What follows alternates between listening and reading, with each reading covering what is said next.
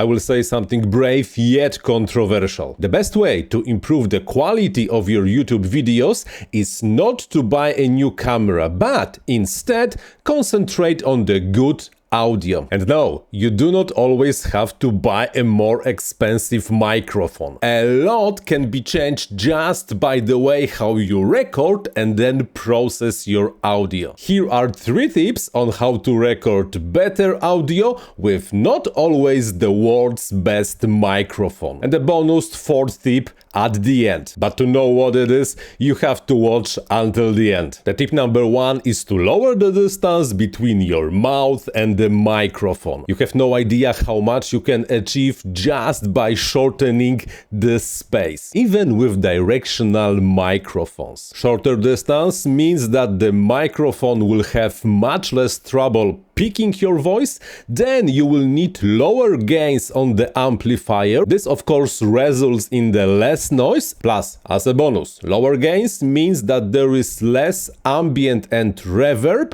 that your microphone will pick up. And less ambient and less reverb means that you will not have to fight too much to get rid of that in the post-processing. You want an example? Here, I have this microphone around 10 centimeters, roughly 4 inches from my mouth, and this is how it sounds. You know, quite okay. It's not the best room to record audio, but I think it sounds okay. Now, let me move the same microphone with the same settings around 1 meter from my mouth, around 3 feet, and let's compare how it sounds. The only adjustment I will make is to increase the gain, so the loudness in both recording is more or less the same. 1, 2, 3, testing. This is how this microphone sounds only a few centimeters from my mouth. 1, 2, 3, testing. This is how the same microphone sounds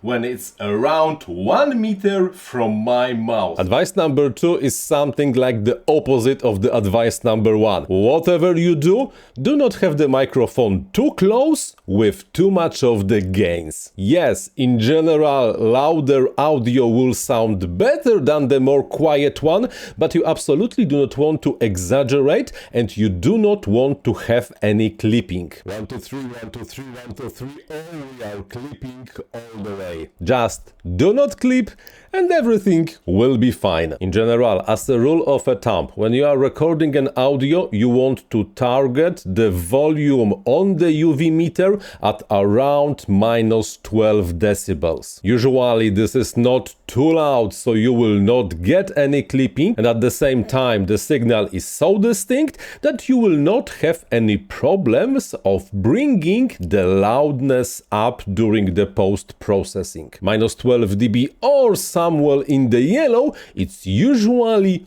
all that you need. The advice number 3 is to get yourself familiar with the EQ and the compressor. Now, of course, you do not have to become an expert, but having some basic knowledge is almost required. Good EQ will just allow your voice to sound much better than without, as well as mask some of the problems. On the other hand, the compressor is just the required tool to correctly set up your loudness. You want to sound loud, but without clipping. And this is exactly what compressor does. In this video, we will not go into EQ and the compressor, but in the description there are a few links to the videos that explain the process. So you can learn on how to set up EQ and the compressor from others as well. And finally, a bonus tip.